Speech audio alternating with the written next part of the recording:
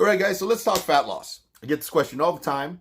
What is the best way to lose weight? I had a guy come up to me, he's asking me, what's the best way? He told me he just lost 50 pounds. I'm like, stick to what you're doing till it stops working and then come back to me. If you're on a diet and it works for you, don't mess it up. All right. Stop making excuses. Everyone's like, oh, it's because, I wasn't getting big enough on it.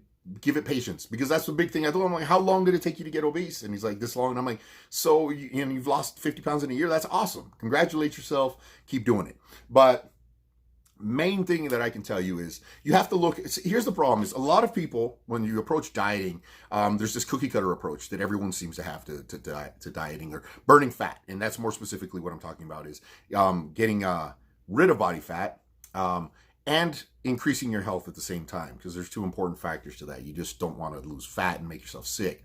So it's calories in, calories out. That's what they tell you. If you eat this many calories and you burn more calories, it equates to fat loss. And that's technically completely correct. However, the big fallacy that's sold is that everyone is equal. We all fit into this cookie cutter approach. We are not all born with the same kind of vision. We're not all born with the same kind of hair. We are not all born with the same height. All right. So I could have someone that's my exact height, build, and everything sitting right next to me, whose metabolism works completely different than mine, because it's not physics. And that's the way they're looking at it, is they're looking at energy expenditure in a physics sense, but it's biology. It's energy expenditure in a biological sense. And when it comes down to that, you have to factor in the key things that are hormones.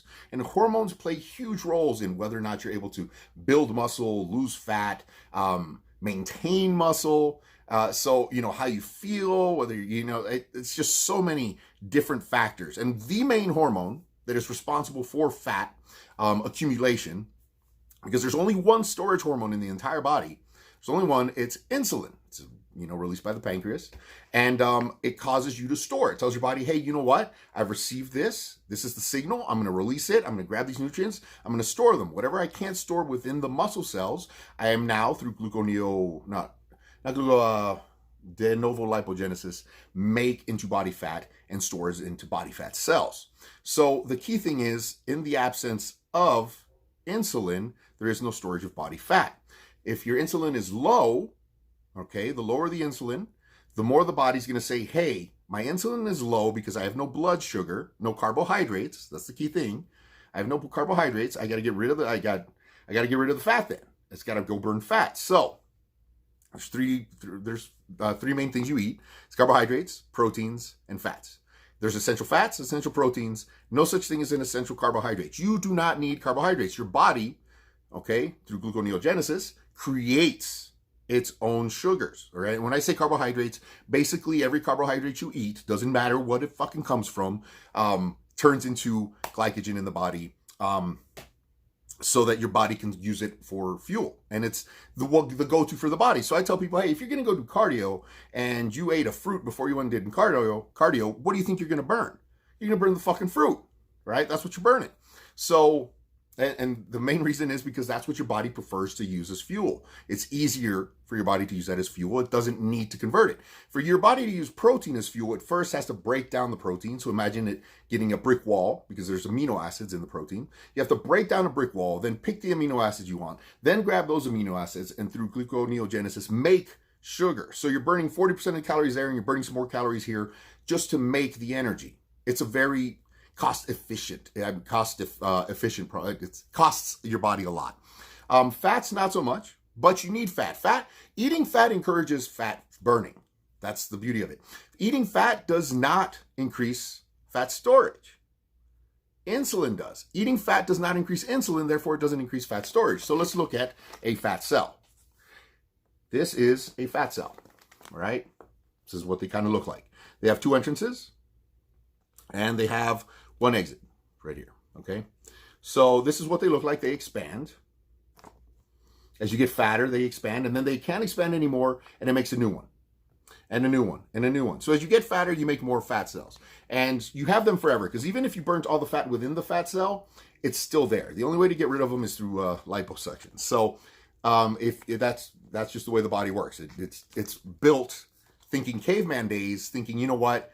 I'm going to starve, I need to store. And that's the biggest problem and misconception we have, is that we seem to think that we've been on this ability to get food all the time our entire lives where we haven't.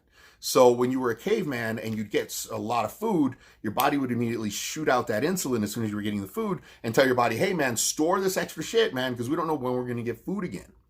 Now that we can feed regularly, you've seen an increase in obesity, all right? That's why we're getting fat. And it's not the fat, it's the carbohydrates, all right? And I don't want to hear it. Look, fruit, bread, pastas, okay? Milk even has carbohydrates in it. So sugars, okay? And it's not just sugar. Here's the thing, is like people will be like, it's fruit, it's natural. It's natural sugar. I'm like, you know what else is natural? Fucking sugar. It's natural. It comes from fucking sugar canes. You might as well spoon sugar in your mouth. That's the whole thing. And fruit is even worse because it has fructose. There's different kinds of sugars, okay, or carbohydrates, and they digest differently. And like fructose, you can only break down in the liver. And once the liver is full, everything is stored right as fat. So you're actually just, and that's the whole thing, is if you're eating a balanced diet, you have a multivitamin, yes, there are a lot of good things in fruits. I'm not telling you that fruit is bad. I'm telling you that the sugar in the fruit is bad. All right. So, this is the fat cell. Now, if there's insulin in the body, these two are open. Insulin. I eat sugar, insulin goes up. These two are open. This one's for fat. Fat goes directly into the fat cell, any extra fat. And this one's for any sugar through de novo lipogenesis turns into fat. All right? Insulin high. Every time I eat sugar, insulin goes high. These are open. If I stop eating sugar, insulin goes down. These close. Nothing's going in here. Insulin's down. Stopped eating carbohydrates. Insulin's down. These are closed. And the body says, oh shit, insulin's down. Open up the valve. And I open this door. Now I'm using fat. And eventually I'll use all the fat on this and it'll squeeze, completely tight. And then I'll get onto the next fat cell and the next fat cell. But the moment I eat insulin, the moment I eat sugar again, insulin goes up. This closes. I'm no longer burning fat. And these open. I am now in fat storage mode. So, here's the beauty of it. Just cut out carbohydrates, right? Just cut out carbohydrates.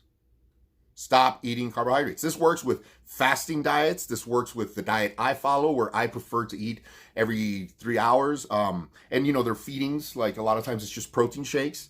But if you cut out the carbohydrates, you will burn fat. If you increase the protein you consume, you will increase non-exercise activated thermogenesis, which means you burn more calories. The more protein you eat, the more fat you consume, and good fats, all right? Avocados, you can even like go with just the straight oils, fish oils, coconut oil, things like that. The more of that you're consuming, the more your body's going to burn, all right? Carbohydrates do not make your body burn, really, all right? There's certain ones, and I'm not going to get into them because they're specifically formulated, and you're not going to get them out of food any fucking way. So, simple. Cut out the carbs. If you're on a fasting diet, as soon as you break your fast, don't eat carbs. And that's why fasting seems to work for people, because it lowers your insulin levels. Makes you less hungry.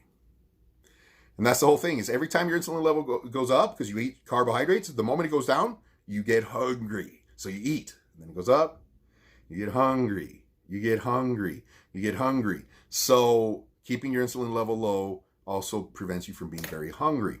Now, again, I eat several times a day. I'm a binge eater.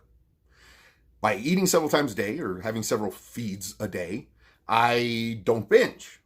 That was my biggest problem growing up, and that's why I was obese growing up. I would binge. So, and that's why I don't fast. For me, fasting is just, it's like, oh, you only have 6 fucking hours to eat. All of a sudden I go into binge mode and I start, trying to make sure that I'm getting the calories I need, or the protein I need, because in my mind, I start thinking I'm not going to get, enough protein to build the muscle that I need to hold on to. And then I'm just going to shrink. So for me, that works. All right. That's the easiest thing I can tell you. You want other things to help? Well, there's other supplements to help. You activate norepinephrine by taking fat burners. All right. You can activate, stubborn fat burning by taking yohimbine. There's other factors. And I talk about fat burners in my channel. But the main factor I want to tell you guys out is you cut out carbohydrates and you limit the amount of carbohydrates per meal or per day to 50 total, 50 to 75 total. All right. If you're doing like crazy workouts, You might get away with a little higher, but you don't need them because your body makes carbohydrates out of protein, or makes glucose out of protein, glycogen out of protein. So by increasing your protein, you're already giving your body's capable. Unless, of course, you are straight up diabetic and you're needing you're under medical supervision. Well, in that case, you don't talk to your doctor. But miraculously, here's the problem. And I'm gonna tell you what: only 20% of medical schools in the United States actually require their doctor programs or the medical programs, their MD programs, to have courses in nutrition. So your doctors are coming out and they're being taught medicine. They're being taught to treat. They're being taught to see the symptoms and prescribe, not prevent, really. Right? And that's the big difference. Is you'll run into a lot of internists, which specialize in things that, as far as trying to prevent the progression of diseases. And that's the key thing, is they're battling the other side of medicine, which is just okay, so you're pre-diabetic, we're going to put you on a glucose disposal agent. Okay, so you're diabetic, we're going to put you on insulin. It's not you're diabetic, let's cut out the carbs and fix the fucking problem there. All right, and it's about health, guys. Again, it's about health. Studies, you guys remember they used to say cholesterol was bad and limit the amount of fucking eggs you could eat because it was bad for your heart. And then they realized, cholesterol had no effect on the heart whatsoever. And then they're like, oh, okay, yeah, we were wrong. They found that sugar is actually the most, that had the biggest correlation with heart disease and the increase in sugar. So when they had all those studies and they said, oh, you know what, it's saturated fats, it's all these things, those were fixed. The guy actually went, he did 21 countries, and he picked the 7 countries that matched the statistics he wanted when he set up the nutrition table and recommended, the diet. So, and that's with the food pyramid type diet. So when you're looking at it, you really have to think of it through a biological approach, not a pharma approach, and definitely not an agro approach where they were trying to maximize the amount of food people were eating. And we switched from the conventional breakfast and with eggs and bacon to cereal type ones where your insulin shoots up and you end up gaining weight. So I hope I didn't ramble too much, and I hope I explained it well enough. But just cut out the carbs. It's that simple. Dieting 101, stop eating fucking carbs. All right? If you cut out the carbs, you'll lose fat fucking quick. Super quick. All right? You'll feel better. All right? You're going to feel more energized. It's healthier for you. Sugar is inflammatory, so the less sugar you're intaking in your body, if you have issues with joints or any kind of inflammation, you'll notice that. And if you are a prior medic, if you've ever done a D50 shot and seen a medic or someone mess up a D50 shot, and D50 is dextrose 50, which is a shot you give to a diabetic person whose blood sugar has crashed. If they mess up and it leaks into the skin, that all necrosizes, it turns all black because it's very bad for you if you don't get it into the vein. So sugar is not your friend. All right. And that's one of the biggest things is you don't need it. You don't need it unless, like I said, your doctor's like, oh, it's because, you're severely impaired as far as your pancreas is concerned. Just cut out the sugar. It's not fucking rocket science.